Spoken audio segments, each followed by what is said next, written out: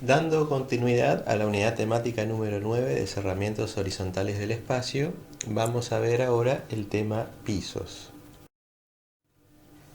Conceptualmente podemos definir a un piso como la capa de terminación del paquete de solado. Recordemos que en la clase anterior habíamos visto la parte estructural de este paquete constructivo que se llama solado y nos estábamos refiriendo a los contrapisos. De ahí en más hacia arriba vamos a hablar de pisos, es decir, las capas de terminación no estructurales de todo este paquete. Las funciones son varias que podemos asignarles a un piso. Acá vamos a ver listadas algunas de ellas, como por ejemplo la de permitir una circulación fluida por encima de esta superficie de terminación, facilitar la higiene del ambiente, brindar confort y aportar a la estética, entre otras. Los pisos se clasifican en dos grandes grupos. El primero de ellos, los de origen natural o los naturales, donde a su vez los más comunes o los más utilizados son los pisos pétreos, donde a su vez podemos reclasificarlos o subclasificarlos en los pétreos de origen natural, por ejemplo los mármoles, adoquines, granitos, y los pétreos reconstituidos, donde vamos a ver a los mosaicos graníticos y calcáreos. También dentro de los pisos de origen natural o naturales tenemos a las maderas, y en este subgrupo podemos encontrar tipos de pisos comercialmente hablando en forma de entarugados, parquet o pisos flotantes. El otro gran grupo de pisos son en su clasificación, son los pisos artificiales, y dentro de ellos también tenemos una lista bastante amplia donde vamos a ver algunos de ellos, comenzando por los pisos cerámicos, y dentro de este subgrupo tenemos a los pisos de ladrillos, de baldosas cerámicas o los porcelanatos. También tenemos a las carpetas de cemento que los habíamos desarrollado en la clase anterior cuando vimos al tema contrapisos y finalmente carpetas. Y también tenemos alfombras, pisos de plástico, pisos de gomas y pisos técnicos, entre otros. Vamos a ver entonces, después de haber conocido o visto una clasificación general de ellos, algunas consideraciones que tienen que ver con el diseño de los pisos y el replanteo, tanto a nivel de diseño de planos como posteriormente en obra. Acá tenemos una imagen bastante genérica, de forma irregular, para ver algunas situaciones con las que se van a poder encontrar a la hora de diseñar un piso y posteriormente a la hora de construirlos. Por ejemplo, vamos a ver algunos tips de recomendaciones para el diseño y colocación de las piezas. En los vanos de acceso de los ambientes se recomienda que se coloquen y que se queden a la vista las piezas sin recortes, las piezas de tamaños enteros. Y hacia los laterales repartir en lo posible de la manera más uniforme los recortes que eventualmente puedan llegar a existir. Y también dejar en las esquinas o en los rincones con menos posibilidad de visuales los elementos cortados, los recortes, y eventualmente alguna falla o alguna falsa escuadra en la constitución del ambiente. También está recuadrado abajo a la derecha una recomendación de no cortar, ahí dice el cerámico porque se está refiriendo a piezas cerámicas, pero esto es válido para otros tipos de materiales también. No recortar por menos de la mitad a las piezas. Esto en realidad está haciendo referencia a las piezas de menor tamaño, las piezas muy pequeñas que eventualmente haya que realizarle algún recorte en los extremos de los ambientes. Queda no solamente estéticamente a la vista queda mal, sino que recortes muy pequeños hacen que las piezas no tengan una buena terminación. Una vez que se tuvieron en cuenta estas consideraciones en el nivel de proyecto, pasamos a la etapa de obra, donde también es recomendable realizar un replanteo con la ubicación probable de las piezas dentro del ambiente en el cual tenemos que trabajar. Este replanteo nos hace verificar que se cumple realmente lo que se propone en un plano o en una hoja, ya que a veces puede haber una discrepancia en las dimensiones entre lo que es la realidad y lo que se planteó en un plano o en un proyecto. Acá vemos en esta imagen la posición de las piezas. También se notan los hilos guías como para verificar realmente que las posiciones que uno desea desde el proyecto se puedan cumplir en la realidad. Sobre todo si tenemos, como en este caso, además cambios de dirección en la ubicación de las piezas. Es recomendable hacer esta práctica para comprobar antes de la colocación definitiva de las piezas de que todo salga bien como se había planificado de antemano. Otra de las consideraciones a tener en cuenta dentro del tema de pisos y solados es el uso de los morteros y la eventual aparición o también uso de solias o umbrales. Respecto a los morteros, estos son los elementos de fijación o asiento de las piezas para mosaicos graníticos o calcáreos. Tienen un espesor de aproximadamente entre 2 a 2 centímetros y medio y se fabrican con un mortero de cal, cemento y arena en la proporción que se muestra en el recuadro, 1 1/4 3 o 1 1/4 4, y hay que tenerlos en cuenta para también fijar, cuando se fijan los niveles de terminación de piso terminado, cuando se utilizan estos tipos de piezas de piso. También en los umbrales de puertas se suelen utilizar o se suele recurrir a la utilización de solias o umbrales, que son piezas generalmente de un material diferente al tipo de piso que se viene colocando en el ambiente y que marca una transición o un paso entre un ambiente y otro. Puede llegar también a servir para no acusar o marcar la diferencia de tamaños entre piezas o la diferencia de textura, material y colores que eventualmente puedan existir entre dos ambientes a comunicar. La diferencia entre una solia y un umbral es que la solia es un elemento de transición entre dos ambientes que tienen el mismo nivel de piso, y el umbral es prácticamente lo mismo, nada más que está separando ambientes con una pequeña diferencia en el nivel de piso.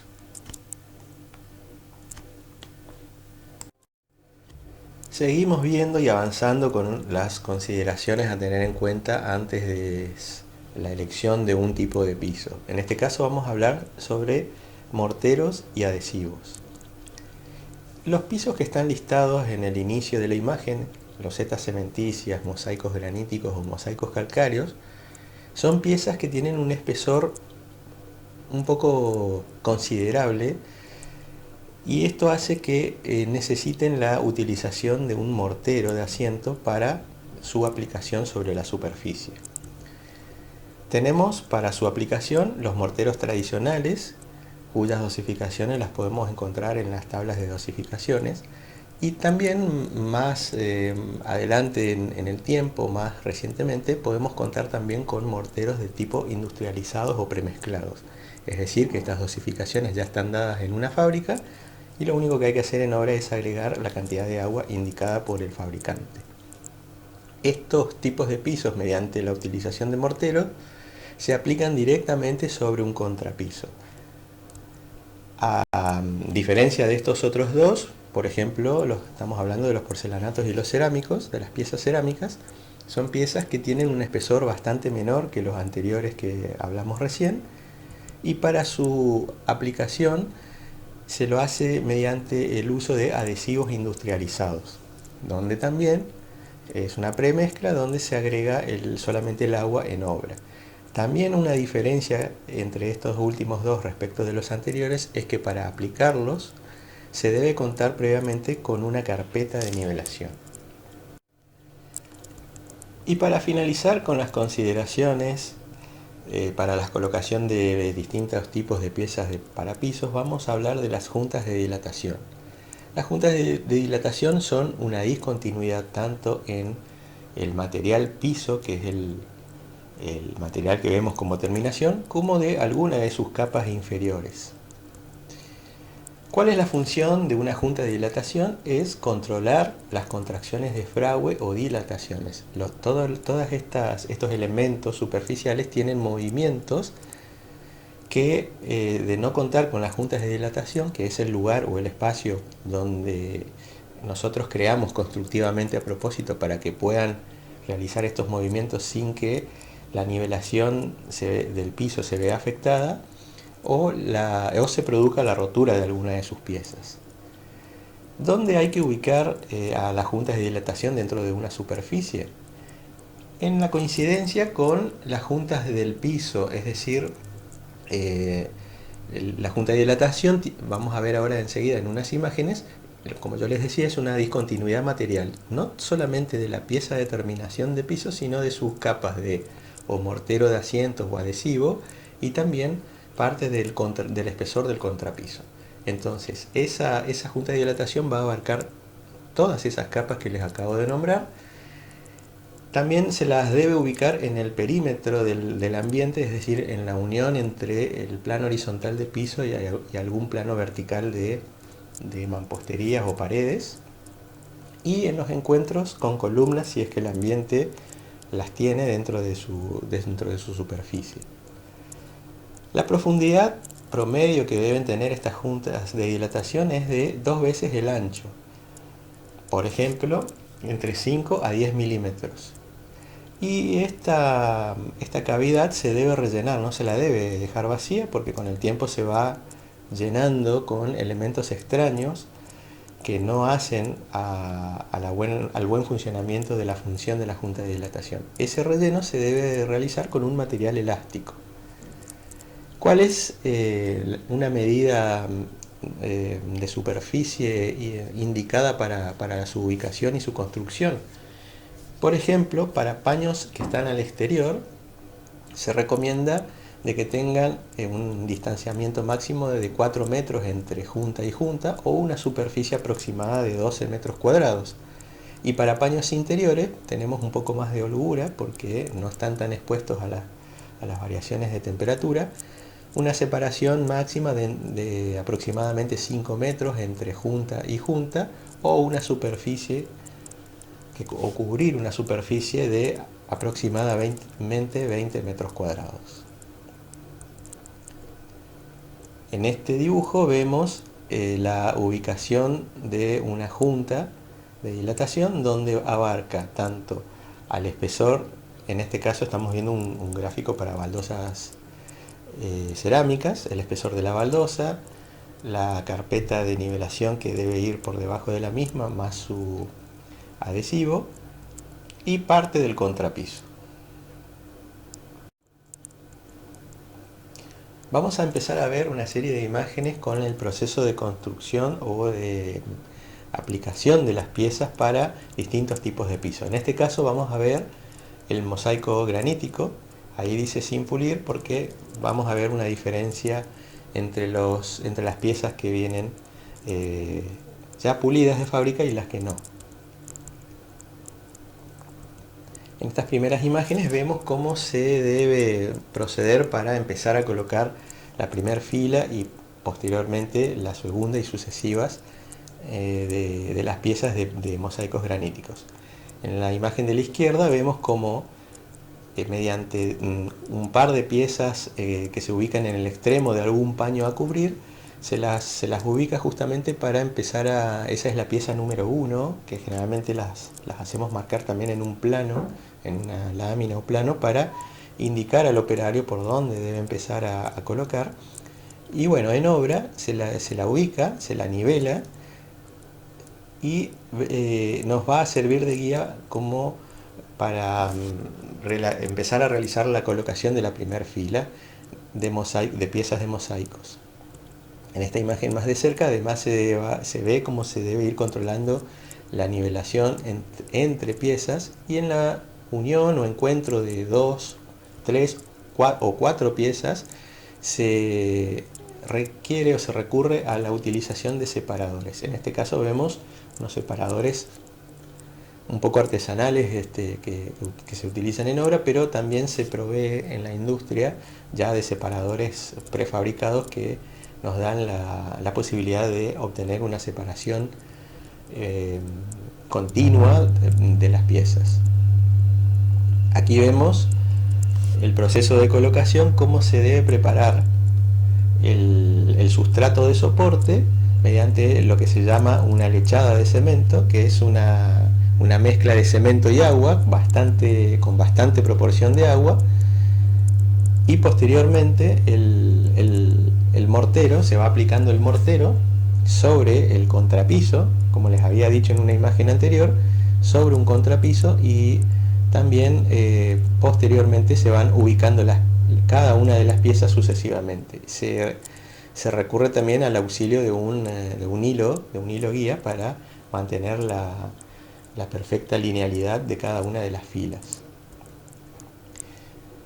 Aquí vemos en una imagen superior cómo se va haciendo el avance de la colocación de estos pisos, de estas piezas de piso. Una vez que se termina de hacer la colocación de todas las piezas, se prepara el lugar, la superficie, como para empezar a hacer la acción de pulido mediante la máquina pulidora. El operario va pasando.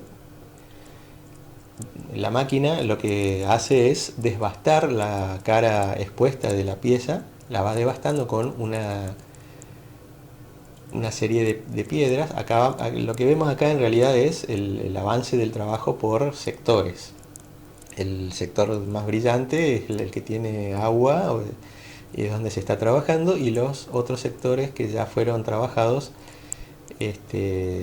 se está procediendo al pasado de diferentes tipos de piedra con el disco. En la imagen de la izquierda vemos el accesorio de la máquina, donde nos está mostrando los distintos tipos de piedra, que son las piedras que van desbastando y van obteniendo la terminación de pulido, y se van cambiando en varias pasadas, se van cambiando el tipo de piedra con distintas granulometrías de piedra, para ir obteniendo primero el desbaste y posteriormente el pulido final, el aspecto brillante. El operario sigue avanzando, y bueno, luego de las varias pasadas con distintos tipos de granulometría de piedra, el aspecto que va teniendo la superficie de las piezas de mosaico es este que estamos viendo en la foto. Una superficie mucho con una mejor terminación en cuanto a lo que pulido se refiere.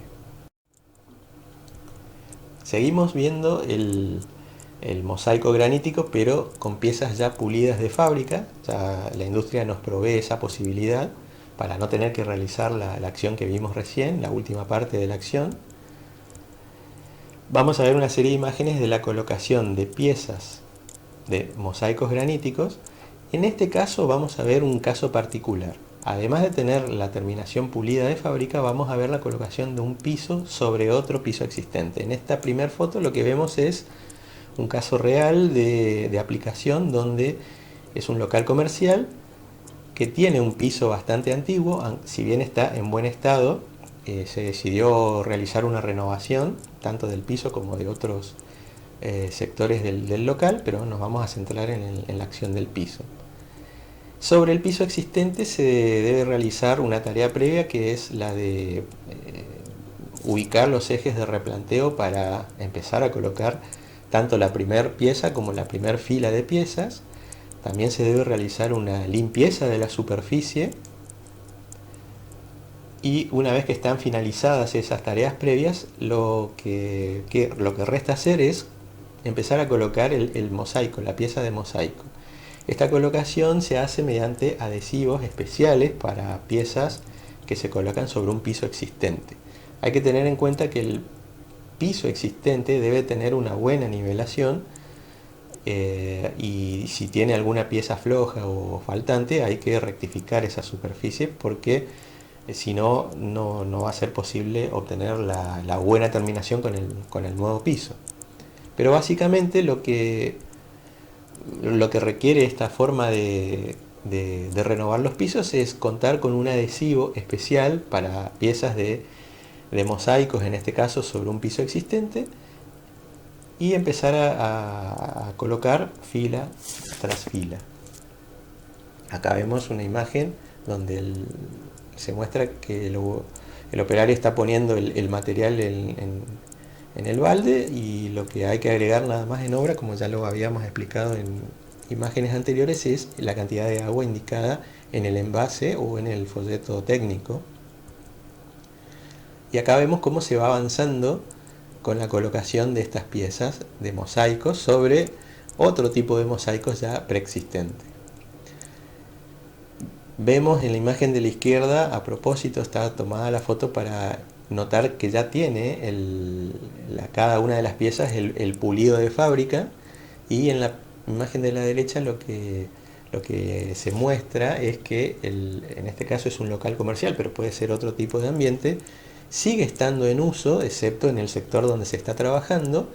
El adhesivo entre las 24 y 48 horas de haber sido aplicado ya toma la fuerza suficiente como para poder utilizar y ese sector, es decir, no hay muchos tiempos perdidos por obra. Tampoco, otra ventaja, esa es una ventaja, y otra ventaja de este tipo de pisos, de este tipo de técnicas constructivas, es que no hay que hacer demolición de lo preexistente como para poder recién preparar la obra y aplicar el nuevo piso.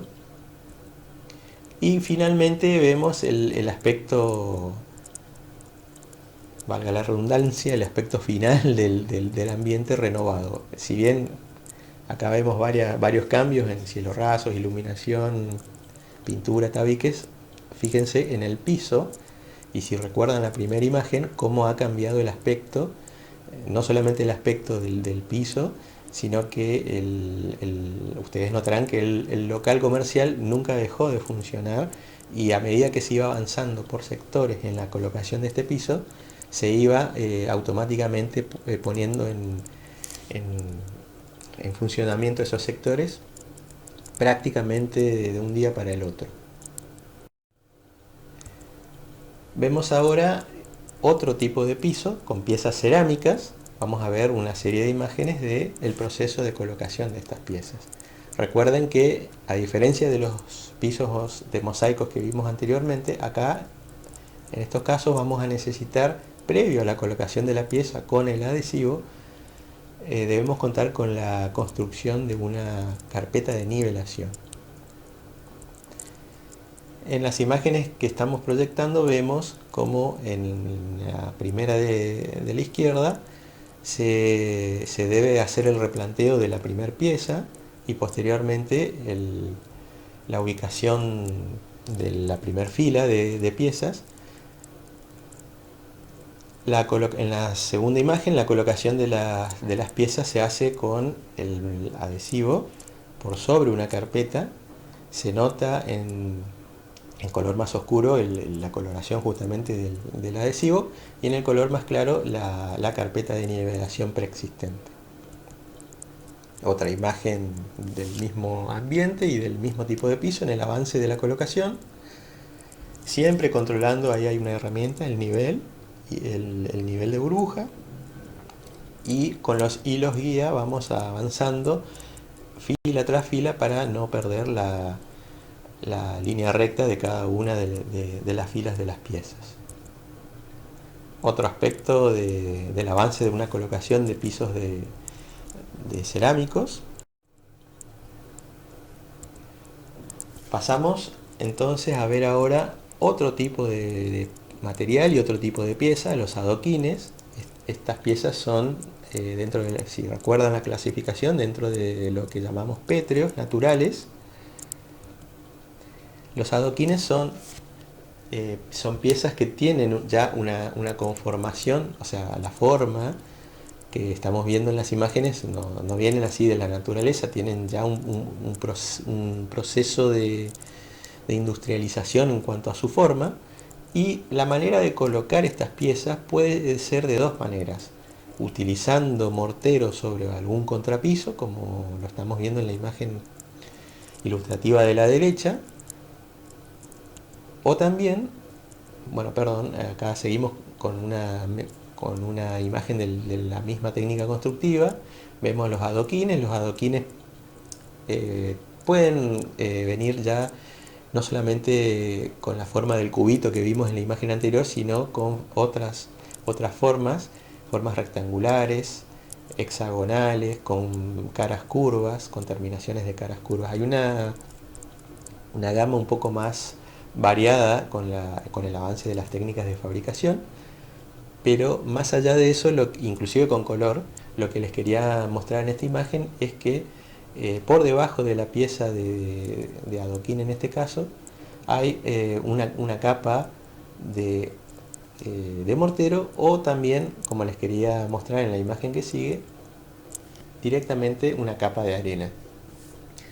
Esta forma de colocación nos da libertades dentro del diseño de la colocación de las piezas, y con el tiempo, con el uso y la compactación, las piezas realmente quedan en su lugar. No hay mucho margen para su movimiento, ni para que se salgan de su lugar o se pierdan. Y vemos el aspecto que podemos lograr variando un poco la técnica de colocación. En este caso vemos como un poco de vegetación puede llegar a crecer, porque recuerden que en estas juntas entre pieza y pieza no hay mortero, sino arena.